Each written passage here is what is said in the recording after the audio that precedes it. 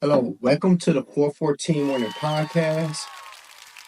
Sorry, but I need this. I was up all night after getting this video. I don't know how they keep doing it, but Indiana won again from behind. This has just been like the story of the playoffs for them. All playoffs long. They did again. They shocked the Thunder. We were talking about it earlier on the podcast. Like if they could like go and just like split the series in OKC, that they could possibly win it. Haly did it again. It's crazy. Yeah, because no lie, after the first half, I just stopped tuning in to the basketball game. Wasn't interesting to me until Daryl sent me that video. I said, wait, what the hell? In this instance, what the Haly? I had to tune in. I had to tune in, right? And this is me watching the last play. Shot clock and game clock. Gildas Alexander spins, pulls up, jumper. Off the mark, won't go. Rebound, Neesmith. The Pacers with a chance to win it. Final seconds, no fouls to give. Halliburton looking. Halliburton driving, pulls up, jump shot. It's good! It's good! With 0.3 of a second remaining. Timeout, OKC. Couldn't believe it. Once again, Haly. Once again. And you had me thinking to myself, like, I was right. Once again. Oh, man. So, the Pacers needed some things to happen. They needed to contain Jalen Williams, which we said on the podcast yesterday. They held him to just 17 points and 6 for 19 from the field. So you did that, and you made Shea have to beat you. You know he's going to get his. The thing is stopping everybody else. So Shea had his 38 points, but when it came down to the stretch, he missed the shots. He didn't make the plays.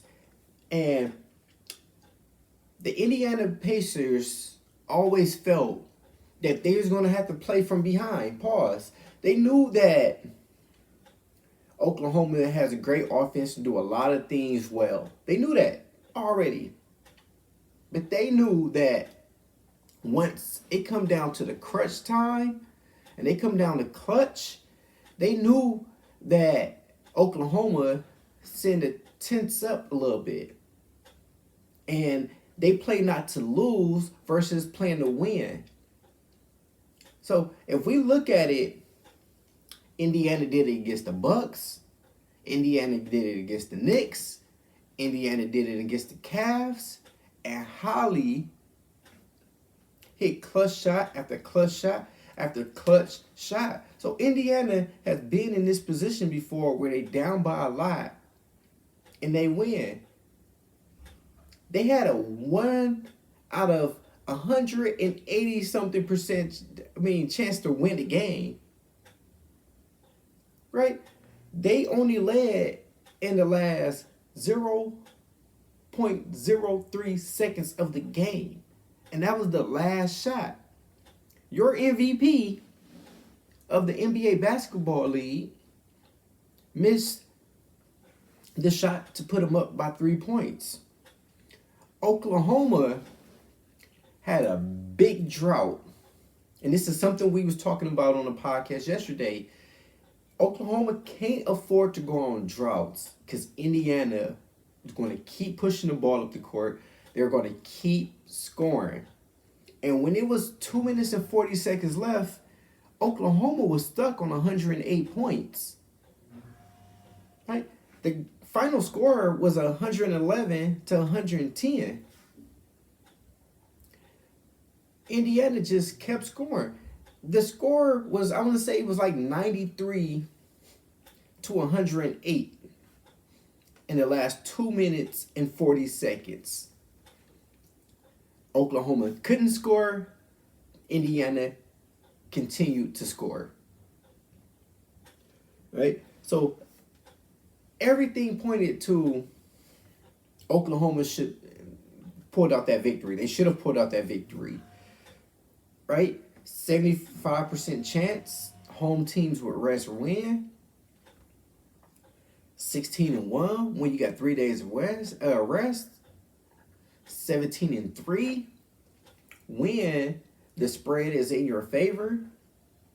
Right? So everything pointed to Oklahoma should have won that game. Not just that, the Pacers has 25 turnovers.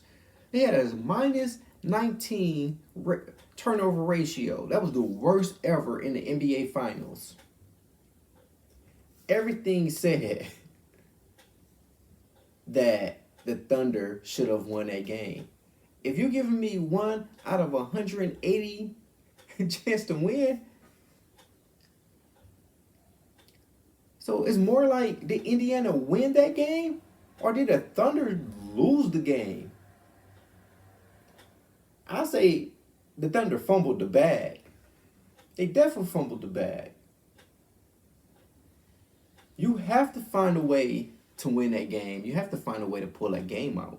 If heaven offer rides, Lord, order me a lift. I'm just trying to be in your presence till you bless me with this gift. All of my friends dead and gone. No time to right their wrongs. Heaven must have.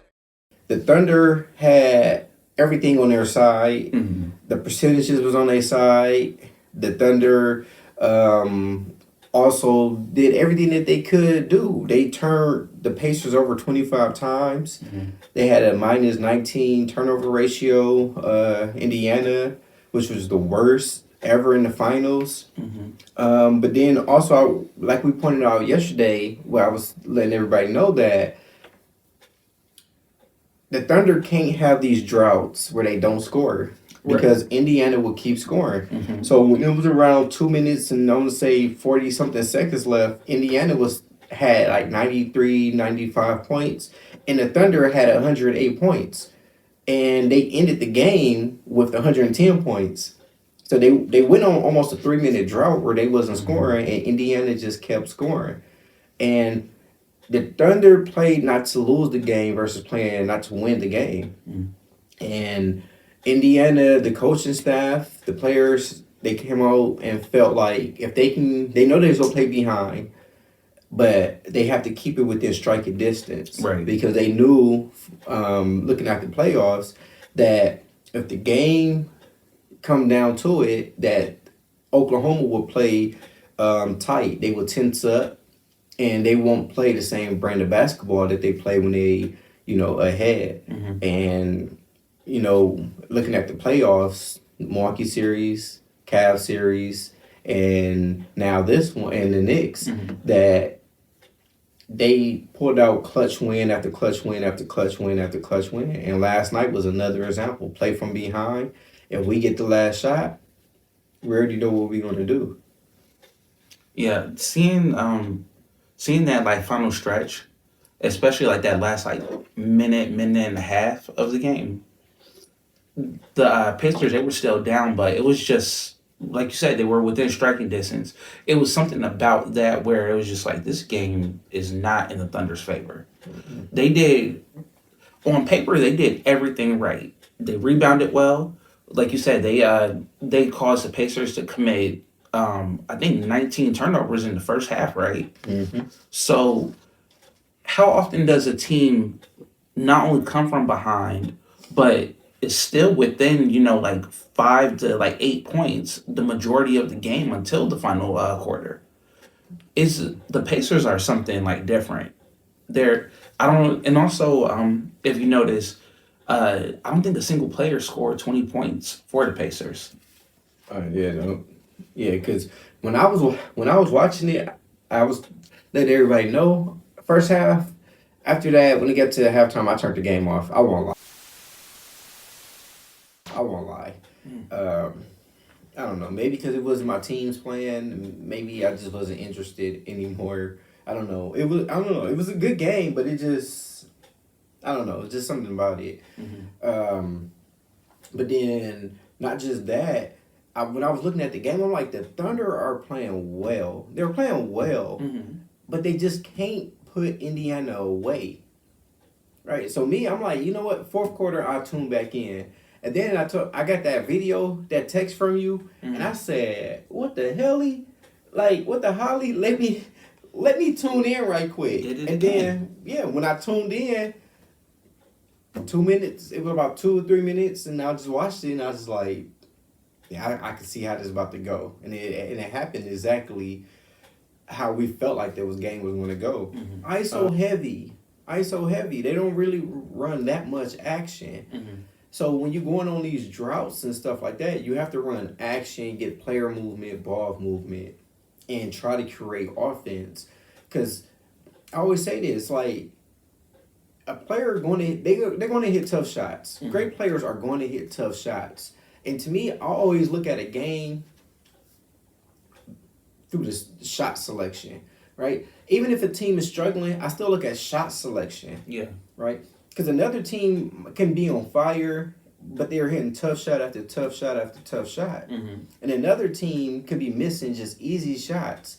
And that don't necessarily mean that they're, the worst team. It's just that they're just missing shots they normally make. And eventually, the law of averages are going to work out. Yeah. Like, because there's only so many tough shots you're going to hit throughout a game. And you see when Oklahoma tried to hit those tough shots in the fourth quarter, they didn't have the legs, and they were short arming them, and they couldn't hit those tough shots. And Indiana, which has been running offense throughout the whole game, those shots in that 3-minute stretch started to fall. Yeah. Also, like the fact that to close out the game, Halliburton, like, he took a mid-range shot. Like, he had enough time to get closer to the rim, like, not force anything, find, like, like, his spot and make, like, a good decision. Because he could have taken the three. He was open enough to do it, but the fact that he, like, closed in a little bit more, and he made a good call. Yeah, if you play basketball, going to your right, if you're a right-handed player, is a tougher shot, right? Because you're drifting away from the rim. So for him, to play that, but sometimes, like Kobe said the best, sometimes your best advantage as a basketball player is to play in reverse, is to play backwards. Meaning, if I'm right-handed, automatically the defensive player is saying, you know what, he's going to go left because it's the easier pull-up because his arm is closer to the rim. But if I'm going right and I'm right-handed, it's a tougher shot because I got to come back and locate the rim. Halliburton driving, pulls up, jump shot. It's good! With 0.3 of a second. Is what Tyrese Halliburton has been doing all postseason. Taking his time, you give him half a step and knocks it down with. Again, Halliburton looking. Halliburton driving, pulls up, jump shot. It's good! With 3. So, if you see how the defensive player played him, he opened up to push him left, where you see the defense was going to help out at. But Haly was like, nope, I'm going to go right, where it's just nothing but open space. Right. And then in a basketball court, especially the NBA, you notice when they attack, they always attack from the sides and not really from the middle where the team can load up at, because now you literally on an island by yourself. So he just got him, going right side towards the wing, and it was nothing that he can do when he recovers. So, I mean, that's just the basketball side of it that, I saw. I was like, oh, that's tough. Yeah. Going to the right side. But home court, like, if you're the home team, because that game was probably more important to Oklahoma than it was to the Pacers. So if you're a home team, if you win that game, 83% of the times they go on to win the NBA Finals. 83% of the time. The away team, they only have a 47% chance if they steal game one to win the NBA Finals. So it meant a little bit more to Oklahoma to win that game. So for the home team to lose that game, I mean, I don't count them out, because even if you're a road team and you still home court advantage, you still only have a 40 to 70% chance of winning NBA Finals. But the home team that usually wins on their home court game one, they won 3 out of 4 championships. So 75% of the times they go on to win the NBA Finals. So Oklahoma, that was a game that you needed to steal. Right. Watching that game, it made me think to myself, and I was like, I can't wait to ask Daryl this question. Do we put Halliburton in that clutch conversation of NBA playoffs? He's done it 3 times in the playoffs alone. Yeah. So do we put him? Because if I have my top 5, and I don't know if I want to push Mr. Robert Horry out of there, but I have MJ, I have Kobe, of course. I have Steph, because that 2022 performance he put on against Boston was just incredible. And the fact that they still was trying to give the MVP to Wiggins is just disrespectful in itself. And then Game 6 Clay, like, it's a thing. So Clay is in there. I had Robert in there, but what Haly have showed me this year in these playoffs, he pushed Robert out, and that was my top 5 clutch performers in the playoffs. The thing right now, Halliburton is just, he has ice in his veins. Like, it's just he's a really interesting player, because a few weeks ago when we were saying, like, is he overrated, underrated, or just rated? Remember, I was like, he gives you exactly what you need when you need it at that moment. Right. When you need a superstar to, like, just get the job done, that's Hellman. That's what he did. He asked for that ball last night. He's calling for these moments. So, like, it might be, just recency bias, but three clutch shots in the playoffs alone to, like, ice games. Yeah, I gotta put him in there right now. Yeah, so game 2 will be an interesting game. But we don't want to spend too much time on this. So just some breaking news that I broke yesterday. Exactly when it was happening. But Aaron Rodgers finally signed a 1-year deal with the Pittsburgh Steelers. So if we recall, he had offers from the Vikings, which they decided to develop J.J. McCarthy. And he also had interest in the New York Giants, which they decided to just sign Russell Wilson. Why? I mean, I can't see Russell Wilson in the red, white, and blue. Okay. Yeah. But yeah, he decided to sign a 1-year deal. He was dealing with some personal issues and things with his family that he wanted to take care of, just to make sure that he could be 100% committed to the football team. So this was 80 days after the football season had happened. The Steelers was always high on Aaron Rodgers. I feel like they always had a chance to sign him. That's the reason why they didn't sign a quarterback in the draft. So I think, me personally, not just because this is one of my favorite football players or favorite quarterbacks, so I'm not being biased here when I say this, but I think this is a great signing for Pittsburgh. Because Pittsburgh, if you look at it, they needed a quarterback that can manage the game, because the game is going to be ugly because they got a great defense. So it's not going to be a high-scoring game. You just need a quarterback that can make throws and that can make those game-winning throws in tight windows and make throws that normal people couldn't make. You did lose Pickens to Dallas, but you got DJ from Seattle. So that's a great pickup. If we know Aaron Rodgers, him and young receivers really don't mesh that well. Not because he can't get along with them, but it's just his knowledge of the game and attention to detail. So when he expects for you to do a fade or over the shoulder or post route, like, it's one of those things where, you know what, you see the defense like I see the defense, like how Devontae Adams, he'll see them holding a certain thing and he like, no, I'm going slant. All right, let's break off the slant and I'm just going to go 5 yard and dig. So it's stuff like that he just expect receivers to see, and him being where he's at in this age right now, I don't have much time to really develop. Yeah, because the other thing for like Aaron Rodgers also is that like you mentioned, it's a trust thing, but also that makes him predictable because once he finds his like go to, that's who he's like throwing the ball to like the majority of the time because like so they're basically out there playing catch. Yeah. I do like the pickup for Pittsburgh, but Pittsburgh is, like a gritty city.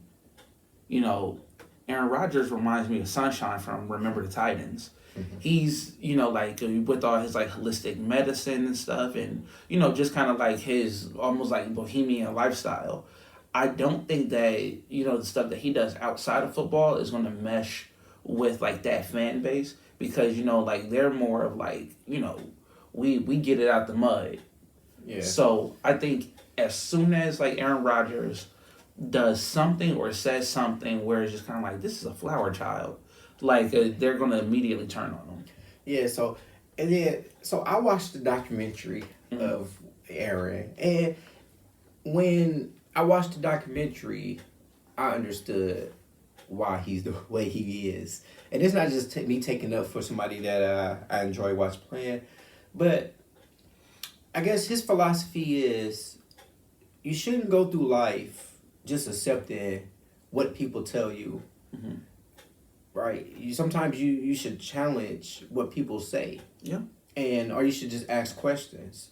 And him with the lifestyle that he chose as far as the religion, he grew up in a religious household, but things happened in his family what made him question religion. Yeah. So for him to be able to find himself again and come at peace with things, he was out searching for religions. Mm-hmm. And that's when he discovered, the people with the medicine and all the other stuff, the different lifestyle. I mean, to each his own. It worked for him. I mean, I was at a point in my life where I was out there searching for religion after religion after religion and stuff until I found peace. So, okay.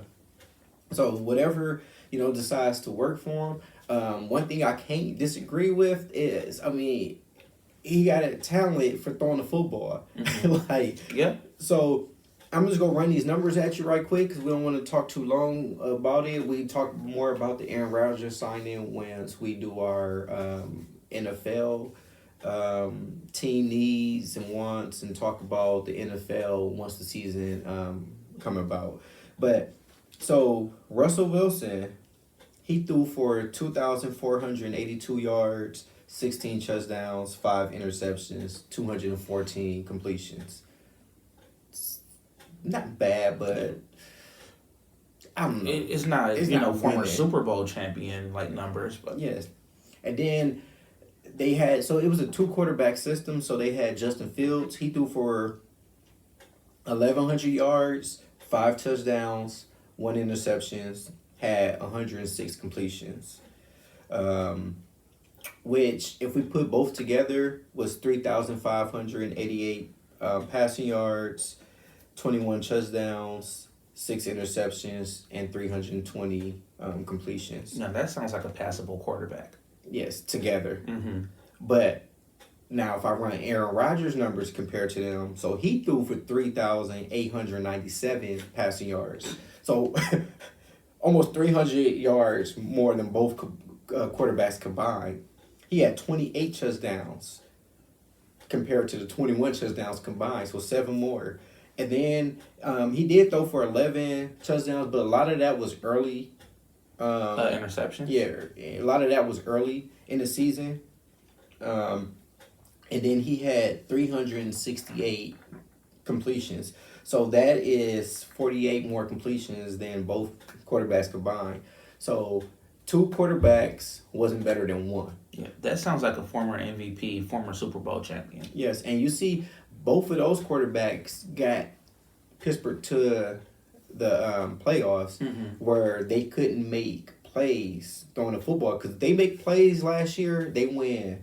But in the playoffs, they underperformed. Mm-hmm. But now you have a quarterback that has been there, done that, and can make those passes. Yeah. So let us know in the comments, is it a good thing that Aaron Rodgers signed, or should they have developed another quarterback? And then I just leave you with another question too before we get off of Aaron Rodgers. Do you think if Aaron Rodgers underperformed, it will cost Mike Tomlin his job? No, only because this is the owners, the GM, they decided, to sign Rodgers. That's not on Tomlin. Tomlin, he's been winning in Pittsburgh for years. So I think there is an expectation for him, but I don't think it's going to cost him his job. Okay.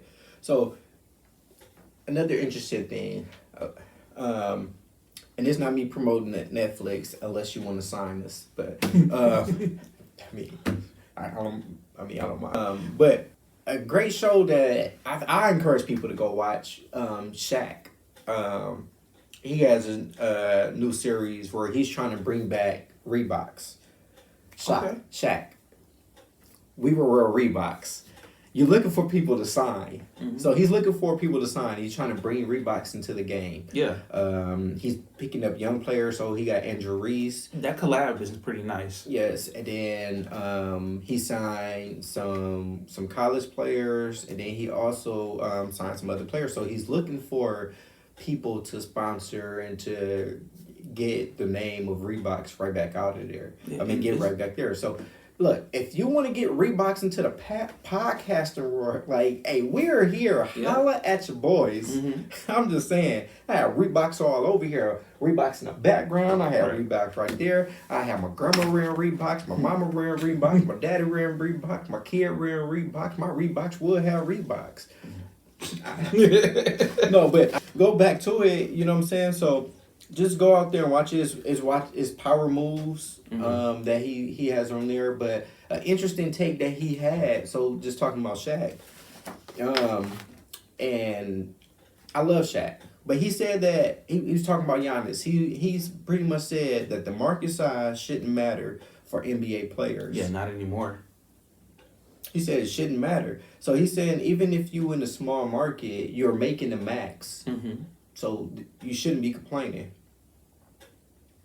But for me, I don't know. I agree and disagree. So there's only a few times small market teams has won, and most of those wins, San Antonio did. So San Antonio won a championship, small market team, 2003, 2005, 2007, 2017. The Cavs won in 2016, and then the Bucks recently in 2021. So, and then we see two small market teams right now playing in the finals. But it shows you that it's rare. It's not often that small market teams win. Because you got to think about financial problems. You don't have enough money to always sign or keep your superstar. Media. Media really, you're not on TV as much. You're not marketed that much. You got to get lucky with trades and free agent signings, and you got player development. Yes, and you got player development, and you just got to get lucky sometimes. Hopefully the ball bouncing your way with the Bucks, a foot isn't on the line, Durant, and you just got to get lucky, or you got to hopefully. With the Cavs in their series, you got to hope that vital part of the team gets suspended for no reason. Draymond. So you just got to get lucky. Yeah. Or, with Antonio Spurs, you got to hope that somebody that's supposed to be a GOAT don't choke in the playoffs, and which happened with LeBron. But different story, different topic. So what do you think about those comments? I agree and disagree with Shaq, because the thing is, what's enticing about the larger markets, the New Yorks, the Chicagos, the LAs, what's enticing about that, and like Miami even, what's enticing about it is what the outside, what can you do after you play basketball? Jeff Teague on his podcast, he was talking about how after the Bucks won a championship, let's go pop bottles. And there was nothing to do here. Nothing. They didn't do nothing. Yeah, so it's Even recently, like them asking Damian Lillard, like, how are you adjusting to Milwaukee? What are you doing? Going home? So, sometimes you need a player like a Giannis who does not want to do other things. But for him, I think it really is just about, where can I win? I don't think in his case it's going to dictate, what city he goes to. It's like, who's going to be able to build around me so that I could win more. Anybody else, I do feel like, with like Melo, him going to New York, that was because, it's New York. Kevin Durant, like, he wanted to win, but also, like, a lot of the destinations, even the ones that he mentioned going to, that he didn't go to, they were all big market cities. The Brooklyns, Miamis. He wanted to, like, do something in LA also. It's just, those larger markets, they're more enticing because of, like, the lifestyle outside of basketball. Yeah. And even if you look at Giannis' numbers, he should heavily be considered in that top 3, maybe top 2 MVP voting. If you look at his numbers, At least for the last 5 years. Yeah, but because he's in a small market and people don't see him as much, he's not up there. Yeah. And then plus, nobody wants to come to Milwaukee. I don't want to be in Milwaukee. We can barely watch Bucks games in Milwaukee. Yes. And we stay in Milwaukee. You Right. know how many times it's blacked out or you can't see the game or you're trying to figure out where the game is at? But it's like, it's hard to get players to play with players. And then you have to think about nowadays, when you watch basketball, everybody have a shoe. Everybody on the court has a shoe. Everybody almost is a brand. So for Giannis and his brand being in Milwaukee, yeah, it's cool that the shoes are affordable, but if he really want to be that mega star that he wants to, he has to get out of Milwaukee. And I'd be sad to see him get out of Milwaukee, but it's something that has to happen. Yeah. Especially if you want to get your name out of there. Like Melo went to New York, right? He's a brand. He was able to get his name out of there. When Kevin Durant went to the Warriors, right? That was more of branding, but it was more of personal. Whereas it's like, I want to play a different style of basketball. I want to play my style of basketball because now I'm on a new chapter in my basketball life. So I need to win this championship, learn how to play a different way, take that formula somewhere else and see if now I can put a team on my back and win. When LeBron went to, when LeBron went to Miami, you know what? I tried it in Cleveland. Like, I tried it. I can't get past the Celtics. So I have to figure out a new way to win, a new formula. So he had to go to Miami to have to learn, okay, what is winning basketball? Right. Because me being ISO heavy and think I'm just going to dunk over everybody, that isn't working. I can get 40 a game easily, but I need to figure out a different way to be able to win. And you see, he took that formula back to Cleveland and now with the Lakers. Yeah. Like, so players, when they leave, is not necessarily a bad thing. It's just like, you know what? I want to win. I can't stay in this small market and continue not to win. Right. And Giannis has done everything possible. And brought the city a championship.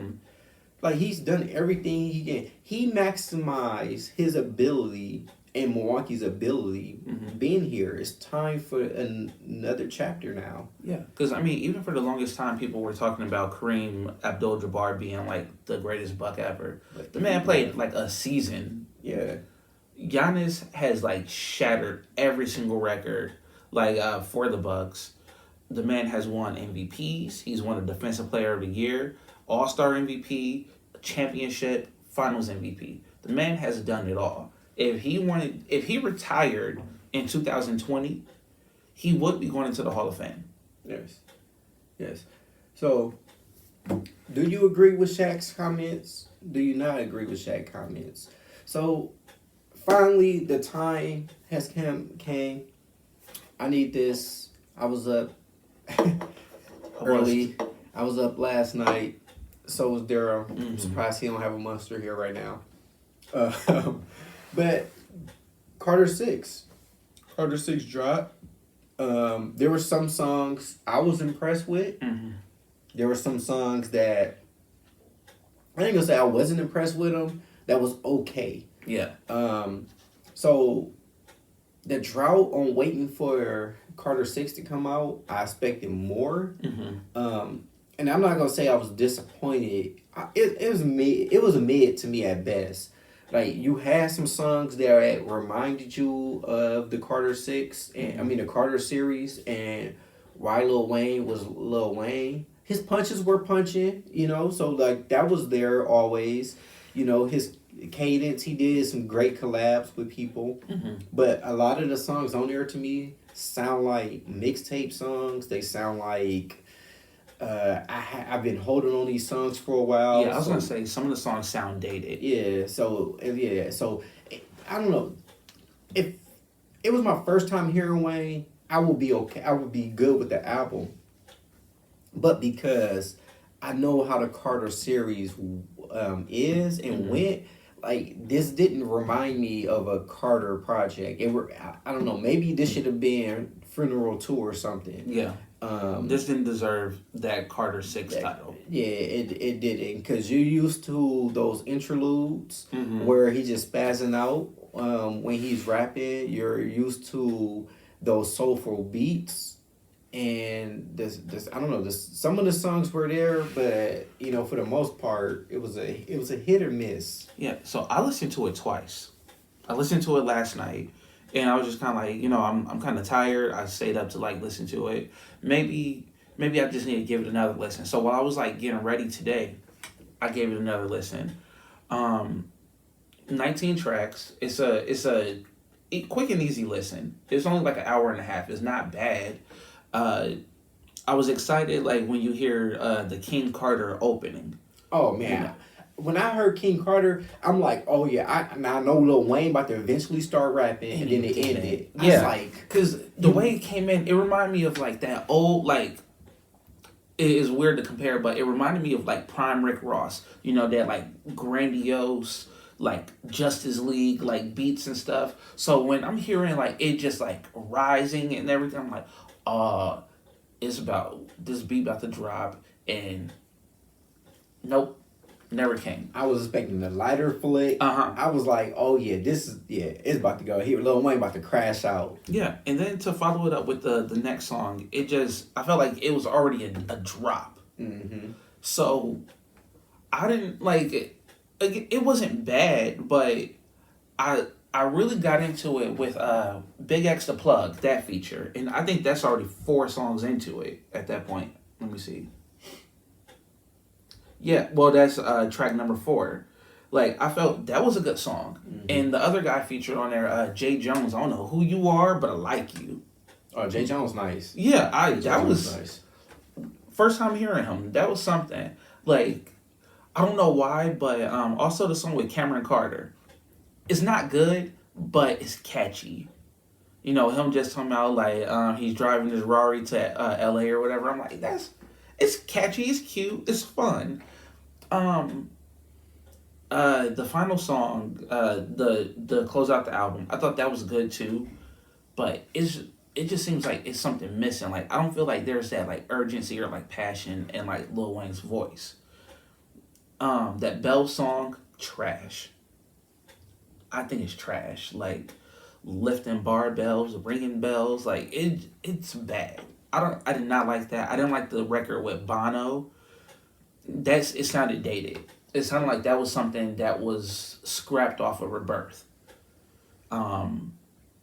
The record with MGK and Kodak Black, I think like Alone in the Studio with My Gun, like that just seemed like ramblings of like like 3 crazy people, because you're alone in the studio, but you're talking about like being in there with like a woman, and then like Kodak Black, he not even talking about the studio for the most part.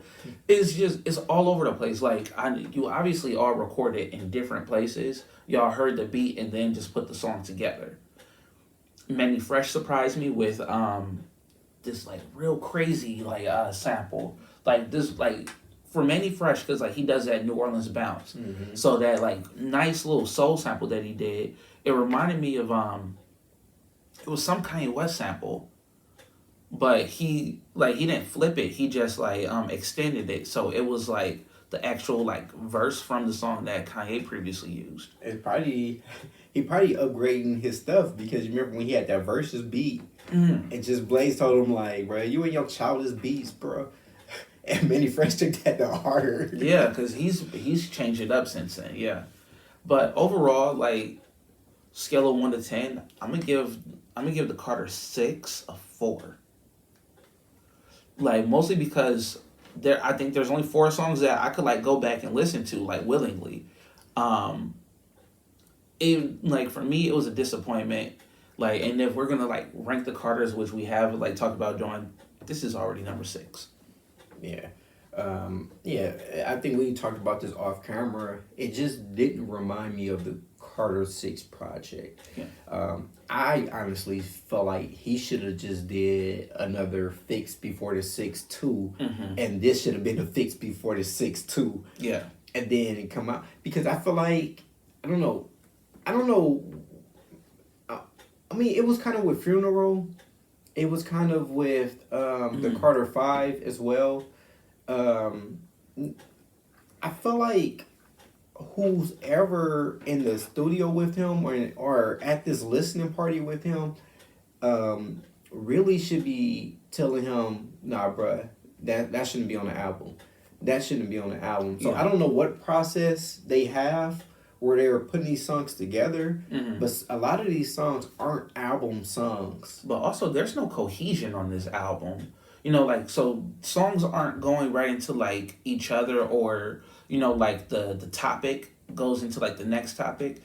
So, and that's also, like, what made Lil Wayne really good before was that he had these, like, skits or interludes where, like, it kind of cut the album into pieces.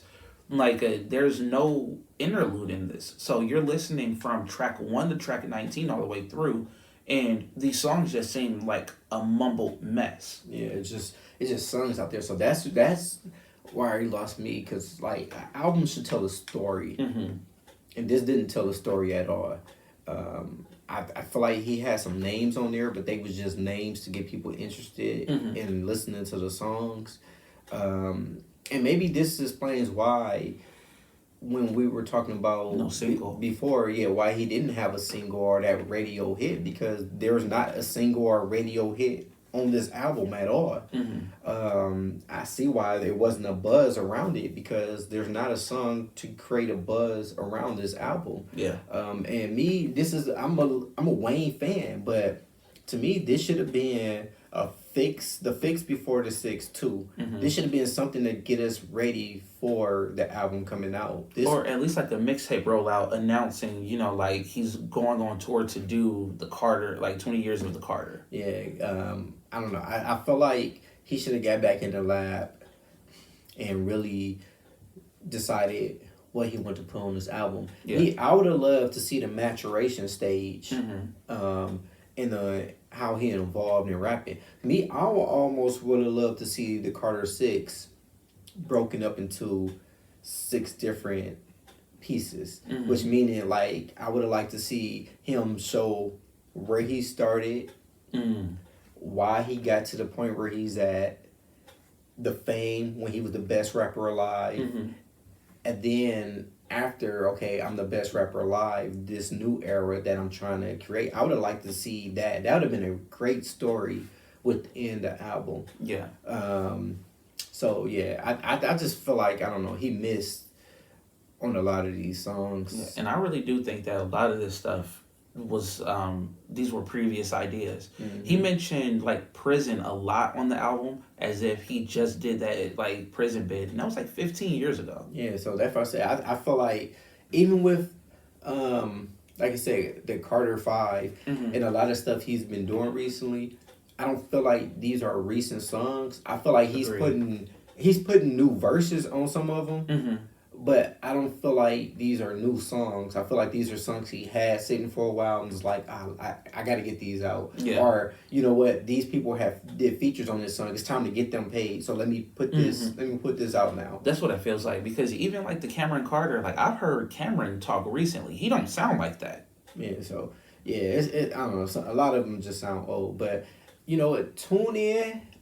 because we're gonna do an album review, and where we're gonna play the songs, and critique them. So tune in for Tune, and we're gonna just review the Carter 6. Yeah. Thank you for tuning in to the 414 Morning Podcast. I am Armando. I'm Daryl. It's been real. Haven't offered rides, nor order me a lift. I'm just trying to be in your presence since you blessed me with this gift. All of my friends dead and gone. No time to right their wrongs. Heaven must